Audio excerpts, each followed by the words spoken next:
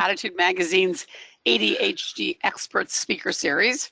I want to thank all of you for tuning in today in this really busy season and throughout this year where we've had a really great set of speakers and great response.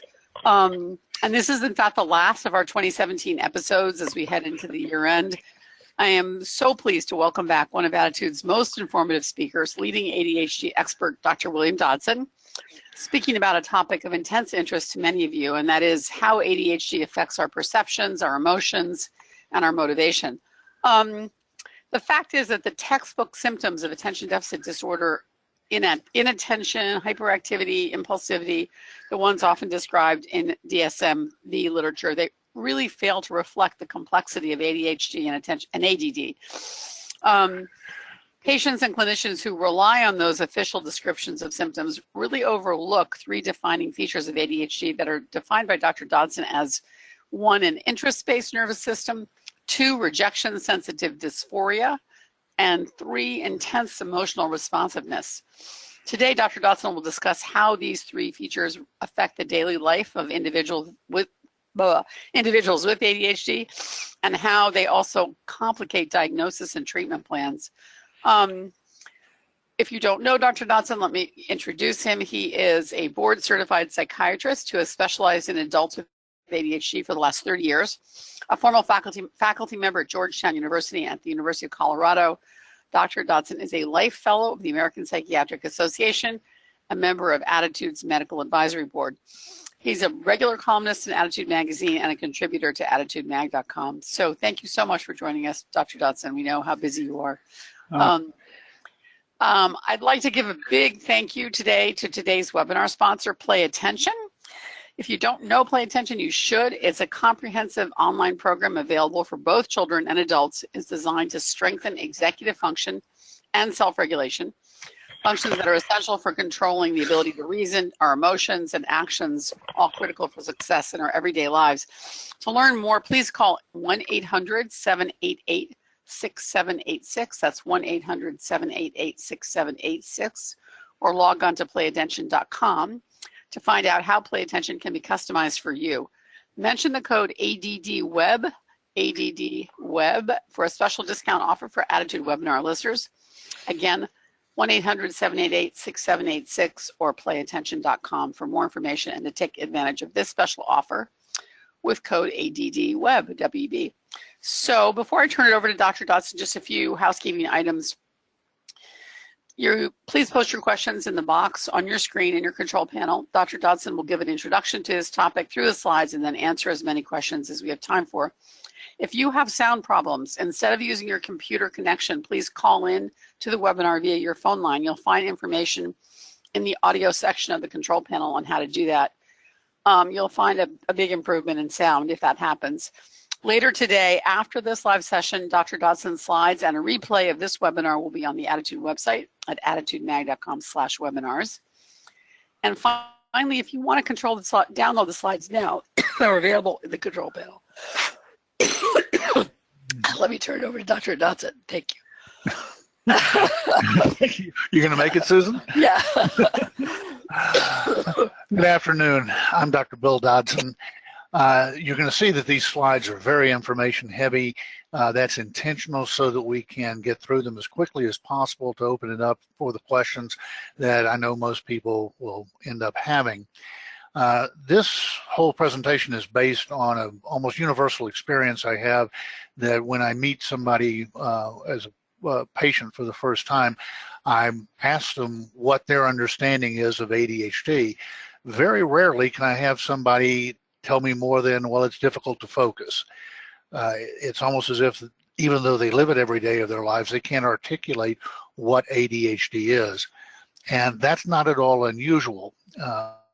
For one reason, the diagnostic criteria were not made for you and I, you and me. They're made for researchers. And if you look at the 18 criteria that we use for ADHD, they really don't describe ADHD well at all. They happen to be 18 things that can be seen and counted so that they can then be measured and they can have nice statistics done. But they really don't describe ADHD outside of elementary school. They have no interest in why things happen the way they do with people with ADHD. The DSM-5, the Diagnostic and Statistical Manual, and internationally, for people who are outside of North America, the International Classification of Diseases 10, those criteria have never been validated in older adolescents, adults, and the elderly. They really only fit ages 6 through 12. This was supposed to have been corrected in the DSM-5, but the committee just dropped back and punted, made everybody really angry that they did absolutely nothing. Initially, the childhood criteria were to be continued because they established continuity between the childhood condition and adults, but even that wasn't able to be done because it would require an adult to be functioning on the level of an elementary school age child with untreated ADHD. Somebody who was functioning on that level would have to be terribly impaired, almost non-functional. So most of this, when you have the diagnostic criteria that are not validated, puts most of the research done on late adolescents and adults in doubt. Why should we care about this? Well, the diagnosis determines what gets researched and who the research subjects are. It determines who gets the diagnosis and who doesn't. It determines who gets treatment and insurance coverage. It determines who gets accommodations at school and work. And it determines what your clinician is taught about you and what you go through and how well they'll understand you. So it's very, very important. So the main problem here is that the current way of thinking about ADHD has not really produced therapies that work. It used to be that the standard of care was multimodal therapy, which was just a code word for you have to do more than medication. For the last 10 years, the recommendation for multimodal therapy has been dropped. It is no longer the standard of care. And now recommendation number 10 is that if a patient has a robust response to psychopharmacological treatment, then psychopharmacological treatment alone is satisfactory. This is because 82 studies in a row on therapy of ADHD that didn't involve medication failed to show any detectable lasting benefits whatsoever. Everything but medication has completely failed. You do see some benefits, but they are called non-specific benefits. Quite literally, you could take the child out of the room into the hallway and any benefits disappeared. It was basically just the structure and not the child had changed at all. No one is happy about this. It's a major problem. So if you have tried everything you can think of and nothing's worked, join the crowd, join the field. Everything we've tried has failed. The other problem, of course, is that for most people out there, you have to be hyperactive in order to get the diagnosis of ADHD, and really only about 20% of people are ever hyperactive. So why is nothing working? We have to really start over again in our understanding with no preconceived notions of what we're going to look for or find. One of the most important features is that attention is not deficit, it's inconsistent.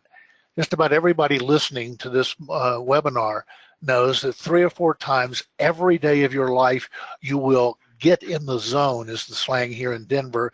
It's getting the flow on the East Coast, it's getting the groove in California, but it's the same thing. You'll get deeply engaged in what you're doing, and when you do, you don't have any impairments at all. This inconsistency of ability to engage and function is perceived by others as being willful or defiant. You could do it if you really tried, which is not the case. People with ADHD are very inconsistent, but in a very consistent way. So it's vital to ask the right question. Looking back over your entire life, if you've been able to get engaged and stay engaged with literally any task of life, have you ever found something you couldn't do? I'd like everybody that's listening in to sort of answer that question in their heads, because what most people will say is, no, if I can get engaged, if I can get started, if I can stay in the flow, I can literally do anything. The word that's finally leaking out onto the internet is people with ADHD are omnipotential. It's not an exaggeration. It's true. They really can do anything. So the three elements that define ADHD are things that everybody with ADHD must share in common, and they experience in common, but no one who doesn't have ADHD should have these features. They should also tell us why everything else has failed thus far and what might work instead. The first thing, and this really is probably the most important thing that defines the syndrome, is the cognitive component of ADHD and interest-based nervous system. So ADHD is a genetic, neurological, brain-based difficulty with getting engaged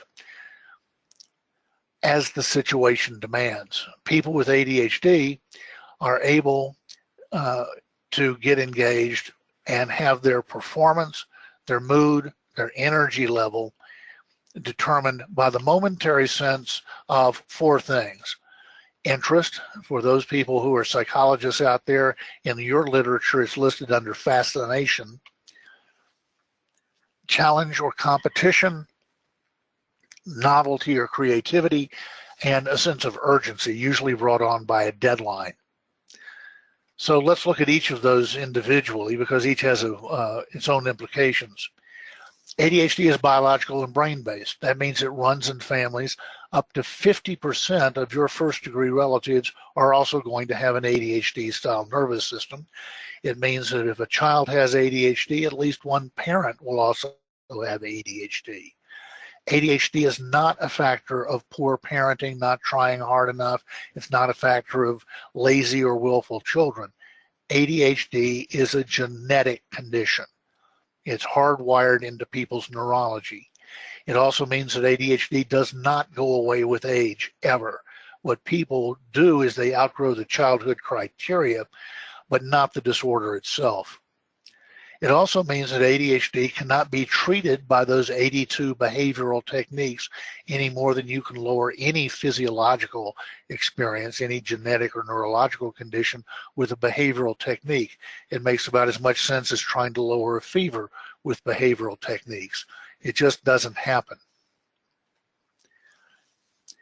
If a person with ADHD can get engaged, they can do anything. This is the omnipotential. The problem is they can't do it on demand.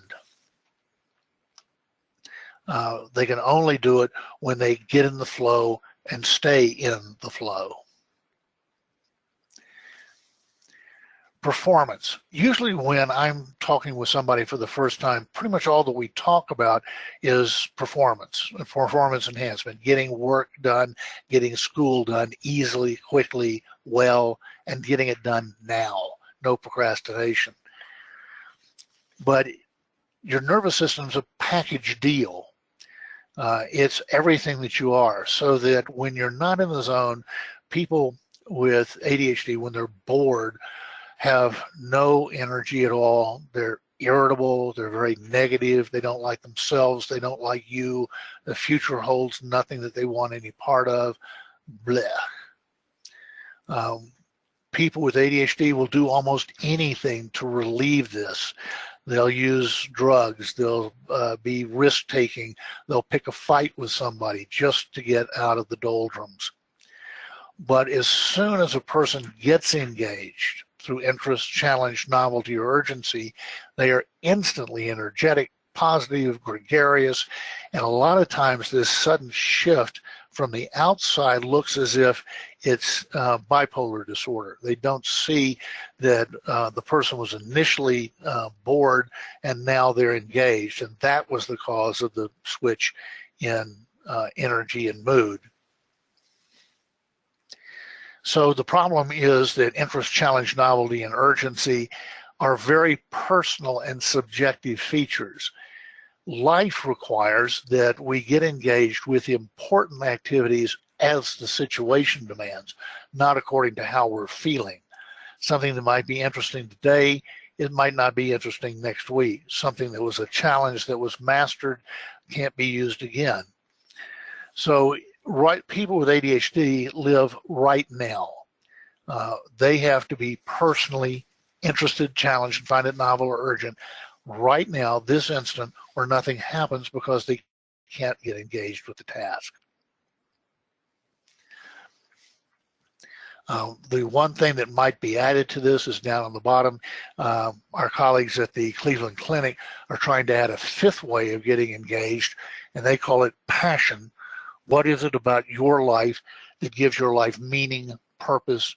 What is it that you're eager to get up and go do in the morning? Unfortunately, only about 1 in 4 people ever discover what that is. But it is probably the most reliable way of staying in the zone that we know of. The other thing is that people with ADHD do not fit in any school system, with the possible exception of the Montessori system. All schools are based on what we call second-hand importance. The ADHD nervous system doesn't do importance when it's in first-hand, but schools are second-hand importance. What does somebody else, your teacher, think is important enough to teach and important enough to put on the test because it's important that you know it 10 years from now? This is utterly and completely useless to a kid with ADHD. And the problem is it doesn't end there. It also happens in about 90% of jobs. What is it that the boss, the first or second line manager, thinks is important enough to him or her that they're willing to pay you to do it for them? Again, for a person with an ADHD style interest-based nervous system, these motivations are utterly useless and just a frustration. Let's contrast this to the other 90% of people out there who are referred to not as being normal or better in any way. They are referred to as being neurotypical. It's just that there's more of them. For those folks, they can use not only importance to themselves, but also importance to other people like their boss, their teacher, their spouse, etc. And the task doesn't have to be important right now. It may be important that you know this years from now. Consequently, people with importance-based nervous systems can prioritize.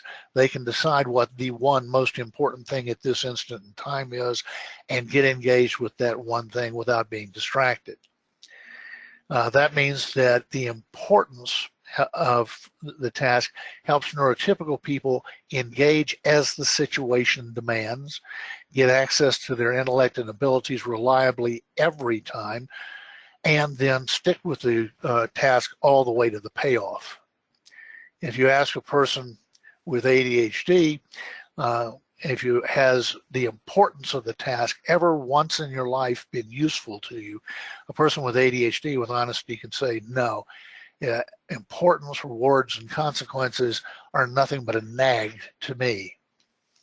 So this is where we can get that first pathognomonic sign. We can say always and never. A person with ADHD is able to say, I have always been able to do anything I've wanted to do, so long as I could get engaged through interest, challenge, novelty, urgency, and perhaps passion. And I have never once in my life been able to make use of the three things that organize and motivate everybody else: importance, rewards, and consequences.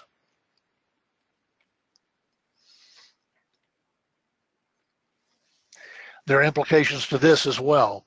Not being able to make use of importance makes decision-making almost impossible. If importance and priority do not organize and motivate us, and if what we get out of a particular choice does not matter to us at all choices look the same. All starting points look the same. They're all sort of shades of gray. That makes planning and organization very difficult. You don't know what your goals are. Most planning systems are built for people who are neurotypical because they are based on two things that the ADHD nervous system doesn't do: importance and time. Think about Franklin Covey. Decide what's really important and stay focused on what's really important. Consequently, Franklin Covey is nothing more than a setup for failure to people with ADHD. People with ADHD tend to work backwards from the end to the beginning. People with ADHD wade into the middle of a problem that has stumped everybody else. They start working in all directions at once until suddenly they just know the answer. It's called saltatory or leaping. And from experience, they know when they're right and when they're not. They then have to work backwards from that point to the beginning to explain to everybody why that's the right answer. I love this line. This comes from James Bailey down in Mobile. It comes from a book from 1903.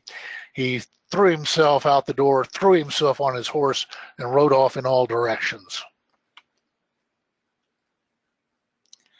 So this tells us that the management of ADHD has two pieces. The one that we've been doing particularly well is leveling the neurologic playing field with medication. What the stimulant class medications do it spectacularly well is that when we're engaged, it keeps us from being distracted. But this begged the question of how do people with ADHD get engaged in the first place, and the fact that it is a totally different way than neurotypical people do. So the way it's being conceptualized now is that what goes wrong for people with ADHD is that they're given the wrong owner's manual for their nervous system back in preschool.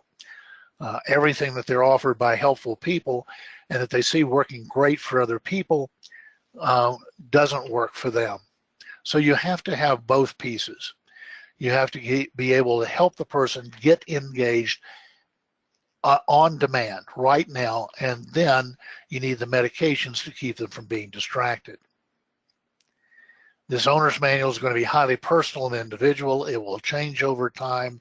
There's no generic one-size-fits-all owner's manual. So that's a whole topic in and of itself. We need to move on to emotional management.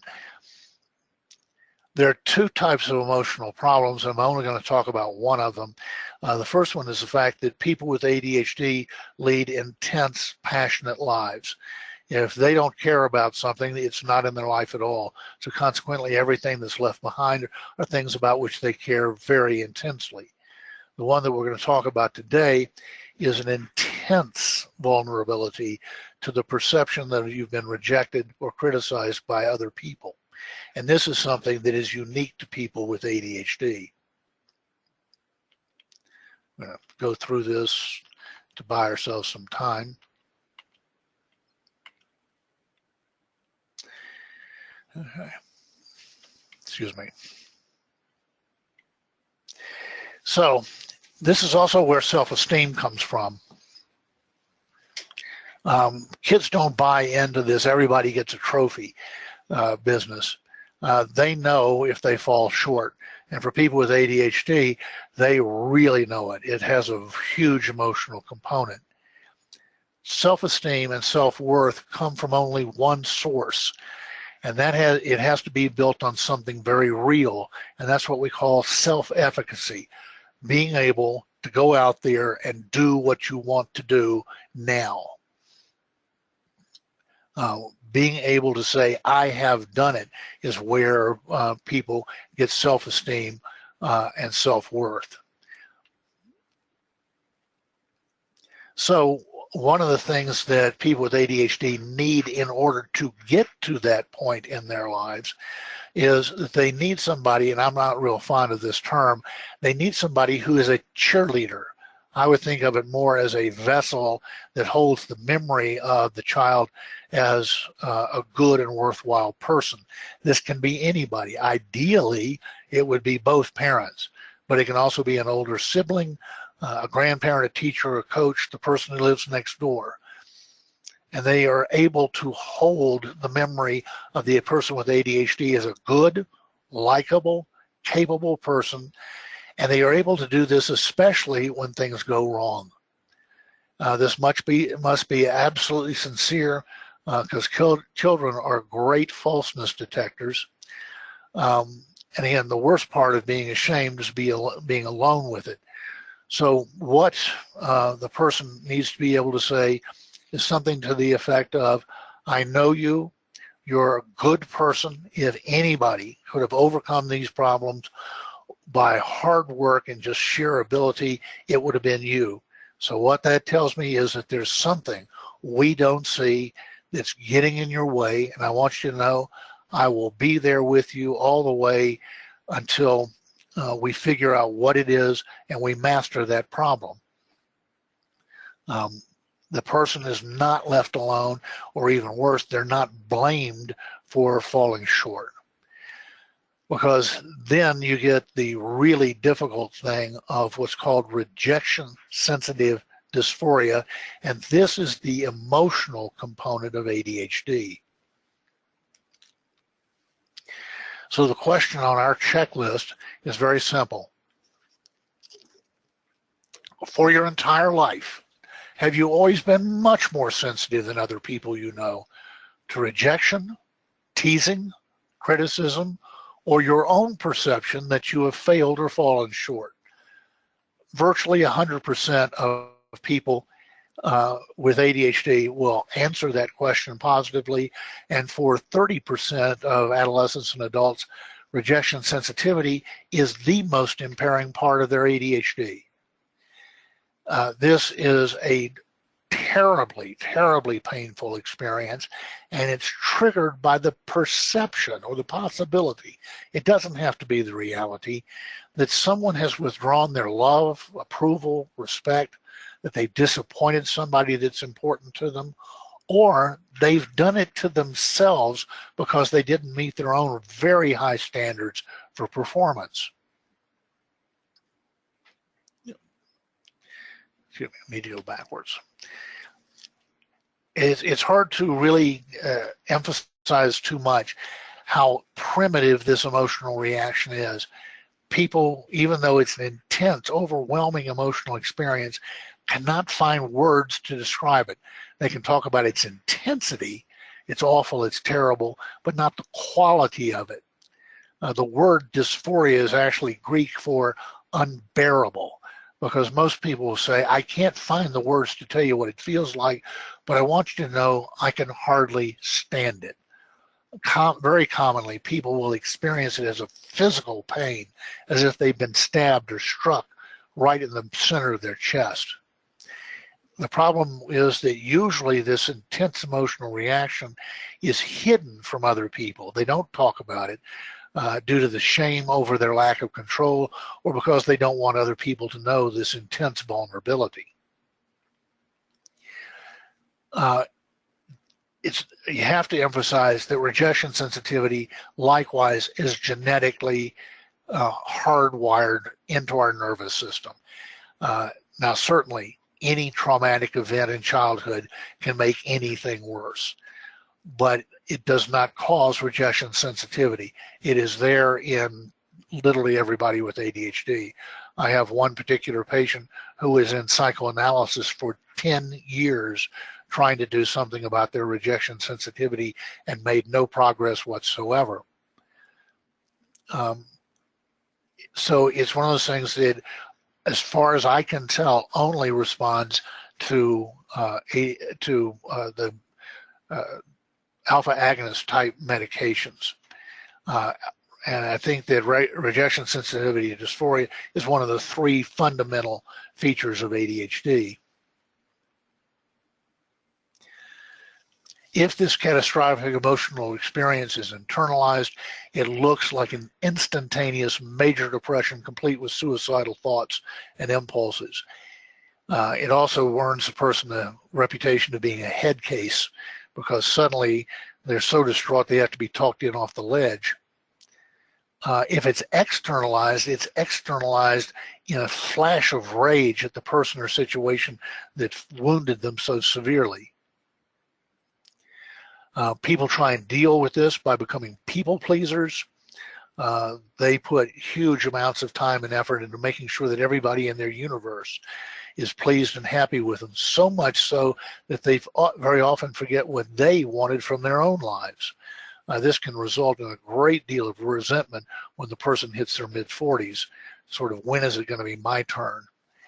The other very common way of trying to deal with things is just to stop trying altogether. Unless they have been completely assured in advance of quick, complete, and easy success, they don't start at all. If there's a possibility of going out in front of everybody and failing, no thank you, I will sit this one out. These folks are the slackers of the world, people who are wonderful people of great ability, but who do nothing with their lives and are generally described as being lazy rather than panic-stricken with fear. There are two medications that are FDA approved for the treatment of ADHD that have a very good, almost curative effect on ADHD. These are guanfacine and clonidine. They came on the market in the early 1980s. The problem is that only about 1 out of 3 people gets benefit for their rejection sensitivity from either medication. Luckily, though, these are two very different molecules. So if the first one doesn't work, you can stop that one and try the other one, so that ultimately there's about a 60 to 65% very robust response. People report feeling at peace, not sedated, but peaceful. They feel like they have on emotional armor. They still see the same things happening out there that would have wounded them last week, but now it just sort of bounces off without causing them any harm. And they also report that rather than the 3 or 4 simultaneous thoughts, they now have just one thought at a time. Whoops. So the third piece, which we skipped over, is an internal sense of hyperarousal. Most people expect people with ADHD to be hyperaroused and hyperactive very visibly, when really this only happens in about 25% of children and only about 5% of adults. Where you see the hyperarousal in adolescents and adults is they can't turn off their brains and bodies to go to sleep at night, and they have 2 or 3 simultaneous thoughts going on in their heads at all times. Their brains are constantly doing something. So these are the 3 pieces of ADHD: a nervous system that works perfectly well, emphasis on the word perfect. They've never found anything they couldn't do, but it works on the basis of interest, challenge, novelty, urgency, and perhaps passion. And it doesn't work at all on the basis of importance, rewards, and consequences. It's also rejection sensitive dysphoria. And the third element is an internal sense of hyperarousal. These 3 things can pretty much explain every feature of ADHD and why everything has failed up till now. So at this point, I'll send it back to Susan, who can help us with some of the questions. Thank you so much. That was fascinating. Listeners, please post your questions now on your screen, and we'll ask Dr. Dodson some of them. It's an interesting one. How do you differentiate between rejection-sensitive dysphoria and social anxiety? That somebody's very knowledgeable there. That is the big differential that you have to make. And of course, there's absolutely no reason why somebody couldn't have won the negative genetic lottery and have both of them. Mm-hmm. But social anxiety or social anxiety disorder is an intense anticipatory fear. In other words, it's prior to going out into public, and the person fears that they're going to say or do something that's going to embarrass or humiliate them. Or even if they behave perfectly, people are still scrutinizing them and judging them. Once they actually get into the situation and they're dealing with the reality of it, they're just fine. Rejection sensitivity, on the other hand, is something that is perceived as having actually have happened. You've disappointed somebody, somebody's withdrawn their love, approval, respect, you've been criticized, and as such, it has a trigger and it goes forward from that trigger. Again, that's a fairly subtle distinction, with social anxiety being before the event and rejection sensitivity being after an event, whether the event is real or imagined. So that's about the only way I can really distinguish between the two. It's interesting. Okay, great. A number of people are curious to know more about your statement that cognitive behavior therapy doesn't work. And one person specifically says that she feels it has changed her for the better by allowing her to rethink the negative thoughts that are coming into her mind as she feels rejected. And then I guess the other question that's coming up is, is it really just a waste of time for people who are going to great lengths to find and pay for, cognitive behavior therapy, are asking? No, that's a very important distinction. I'm sorry I let that impression. Perhaps a better way to have said it is that cognitive behavioral therapy, behavior management, all of these 82 failed therapies did not change the core symptoms of ADHD: inattention, impulsivity, hyperarousal. Those are still there. Now, you still need cognitive behavioral therapy to deal with those core features. So they work very well, again, to deal with those thoughts when they do come into their head, but it doesn't prevent them from coming in your head to begin with. So yeah, for instance, the analogy I used of somebody with emotional armor, once they do find an alpha agonist medication that works, they still have to do some work to go back and realize that they weren't arrows to begin with. Mm-hmm. But I would tell you that it's a heck of a lot easier when you don't feel like you're dodging arrows all the time to do that cognitive behavioral work. Okay. So not writing off cognitive behavior therapy, just saying. No, it doesn't affect the core features. Oh, right, exactly. Okay, got it. That's great. Number of questions here from people who perceive that their children with ADHD have given up, are slackers. I mean, these are some of the words that have been posted. And I wonder, you mentioned that this fear of rejection might be behind what's going on. It seems to be a very common, we hear it often at Attitude from parents of teens, young teens especially. What are your thoughts on how parents can cope with that and how to differentiate between regular symptoms of ADHD and something more serious? The thing that always has to be teased apart is whether the child is demoralized or depressed.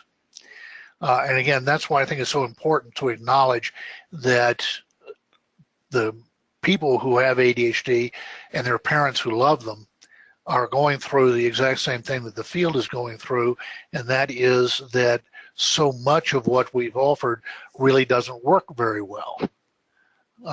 In fact, sometimes it doesn't work at all. And so a lot of times kids are saying, look, I have tried hard. I have tried everything I can think of, and nothing works.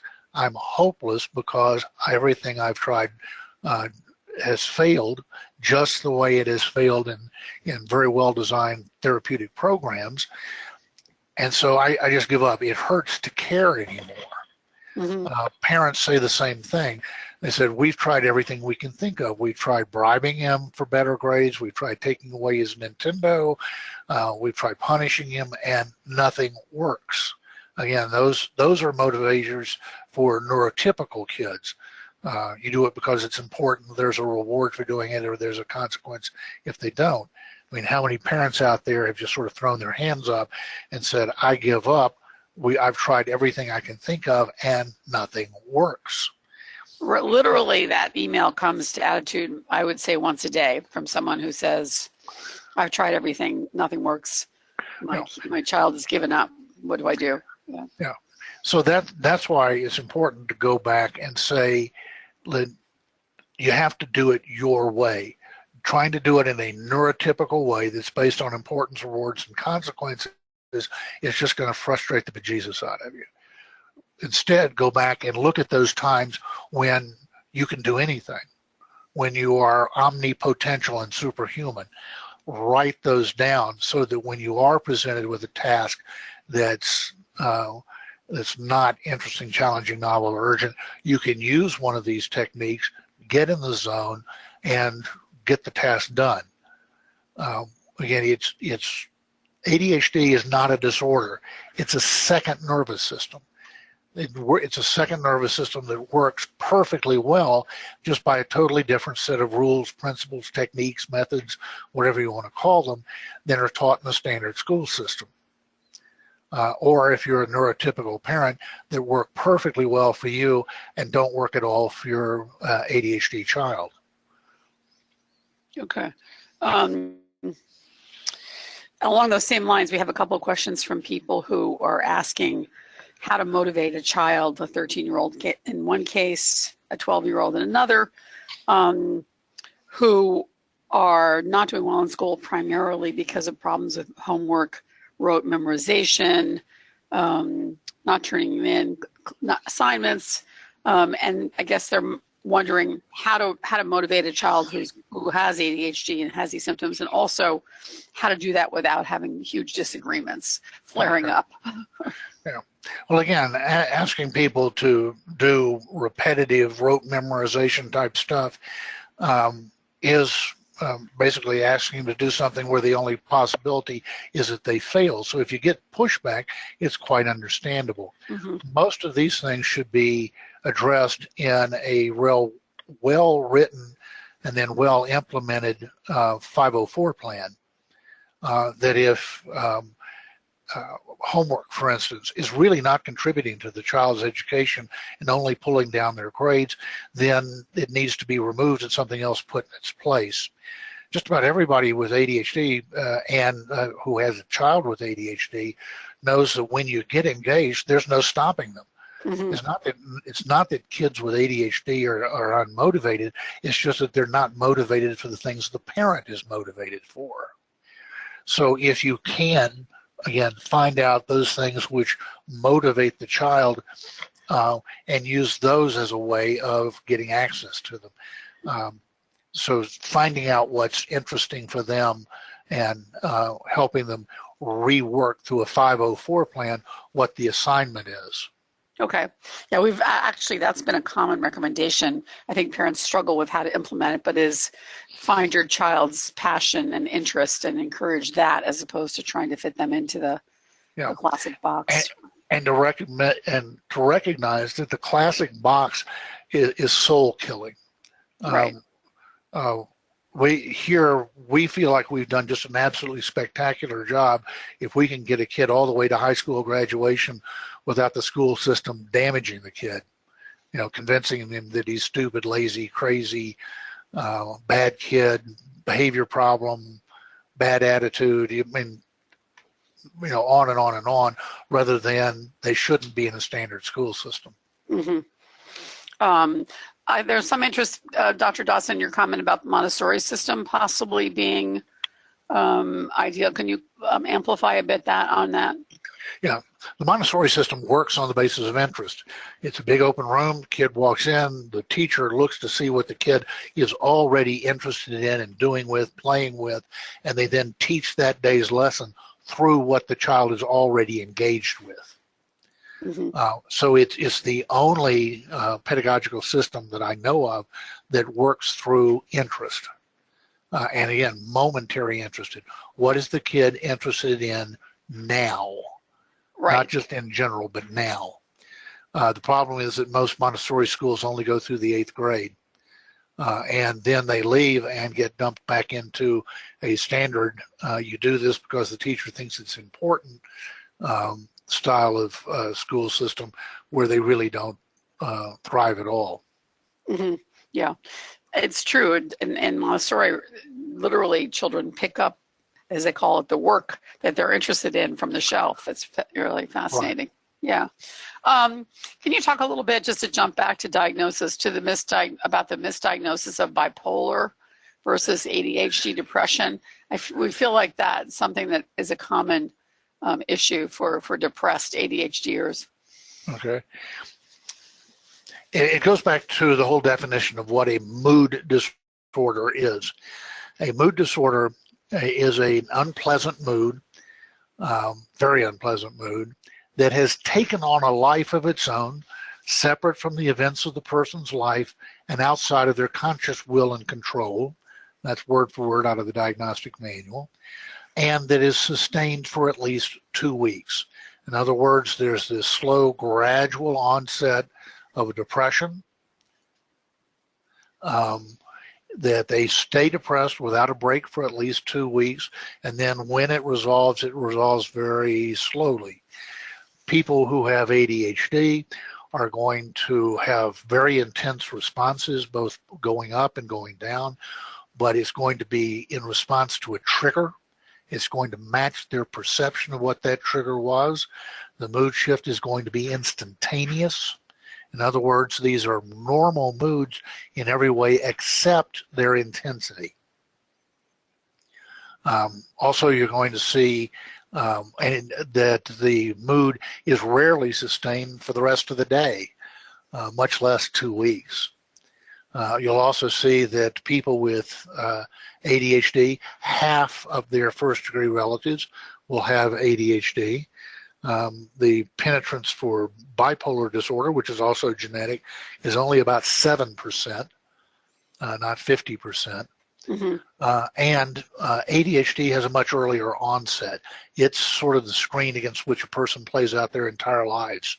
It's always there as far back as anybody can remember, whereas bipolar disorder usually has its onset on average at age 18, with the first diagnosis occurring at age 26.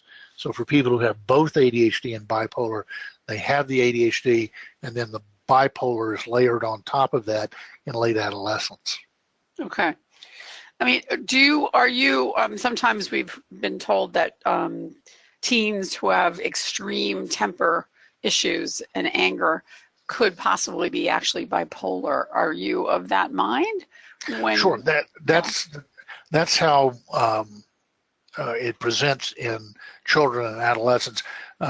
Bipolar usually, in fact rarely in children and adolescents, has the euphoric on top of the world presentation.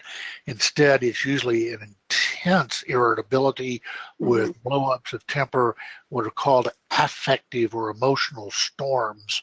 And if you've ever seen one, it is impressive. You will never forget it. Right. But it is more than just temper tantrums. The affective storms of bipolar go on for 6 to 8 hours. One of the ways, this is not official, but it's probably one of the most reliable ways I know to differentiate between the two, is you ask the parent, have you ever been scared of your child? Mm-hmm. Parents of a child with bipolar will very sheepishly say, yeah, we have. We've taken all the knives out of the kitchen and stuff like that.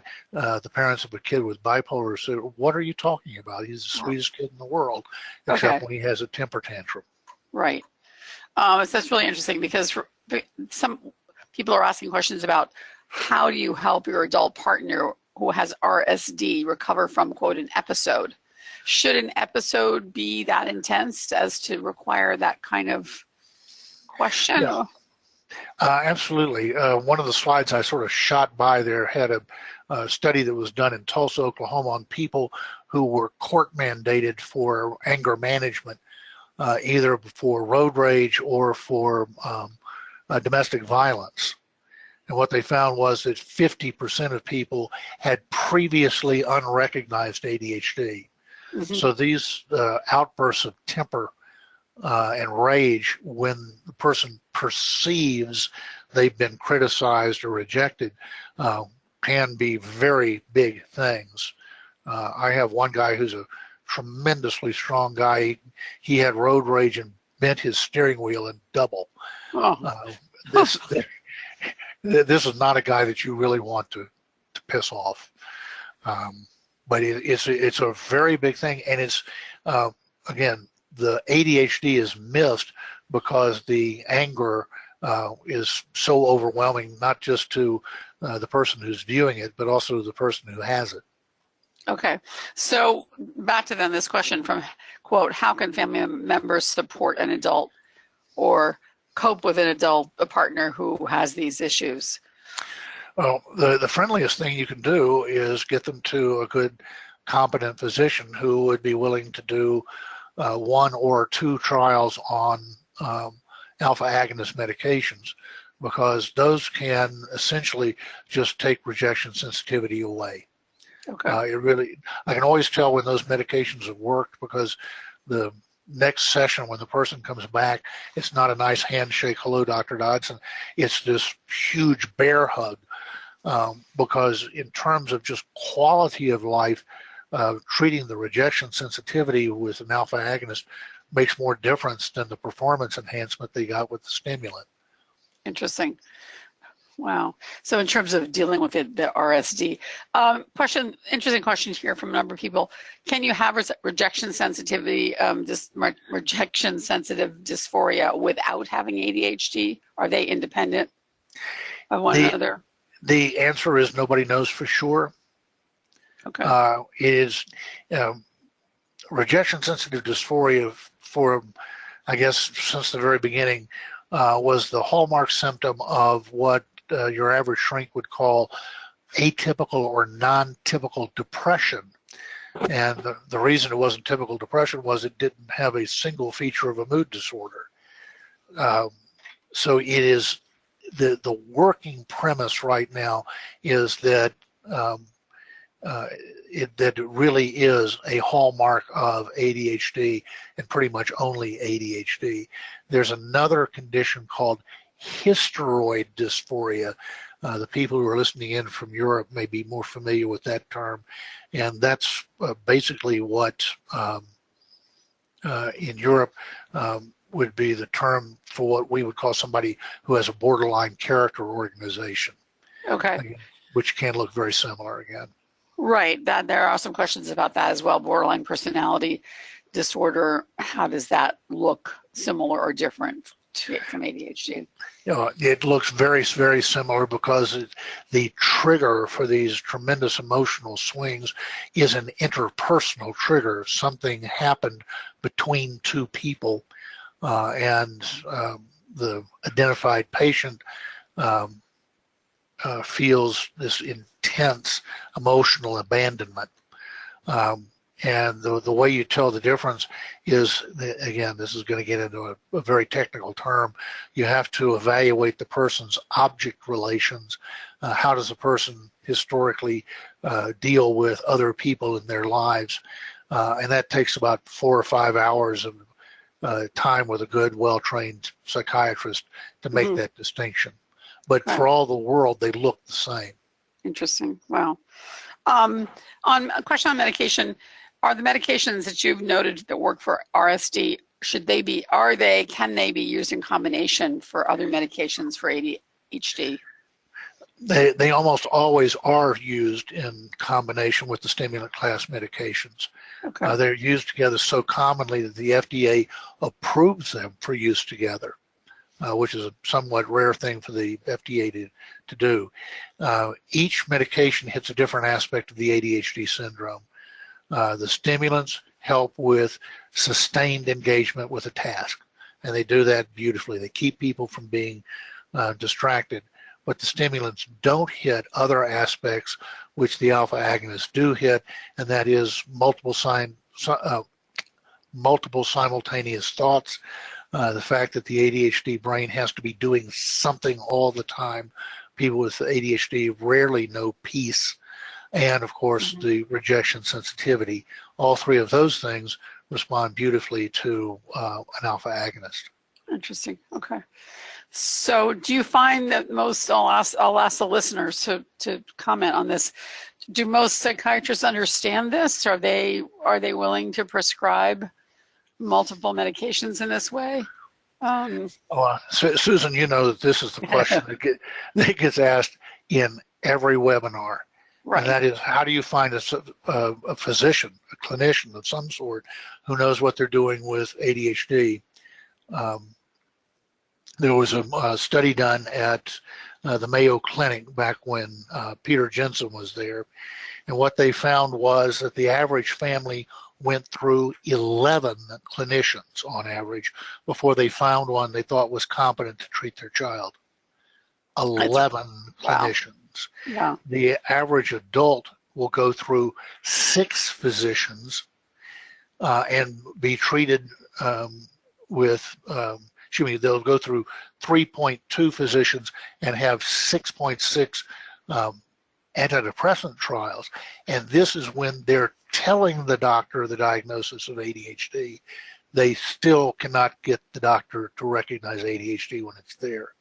So finding a doctor is the biggest hurdle by far. So no, it is by no means commonly or universally known, because ADHD is not commonly or universally known. Yeah, we did a survey, as you may know, of our readers, 4,000 of whom told us about treating ADHD.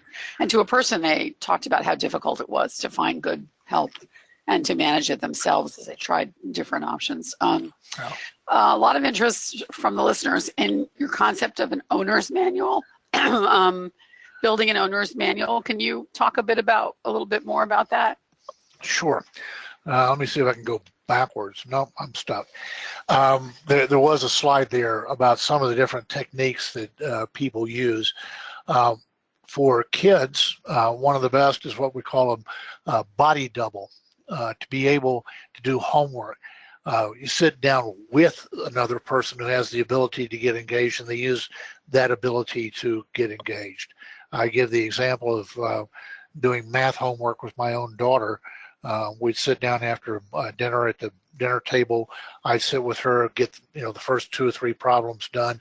Then I would go over, start washing dishes, and after about 20 minutes, I'd hear this grumbling from over there at the table that her math teacher was the spawn of Satan. And I knew it was time to go over and sit down with her again and go get her back engaged and doing math homework again.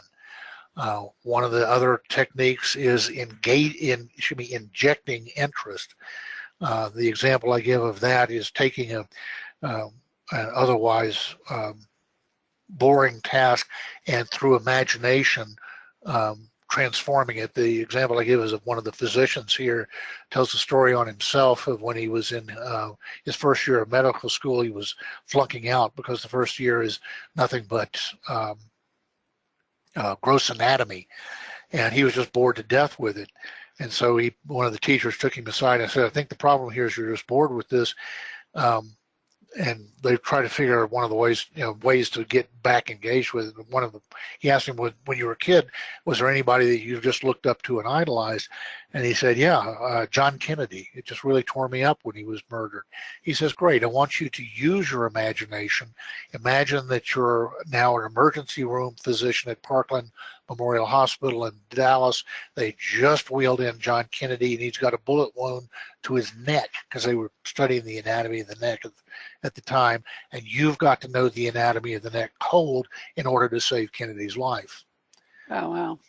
With that, he had passion, interest, urgency, and using that and other techniques, he ultimately graduated number 2 in his class, going from having almost flunked out in his first year to graduating number 2.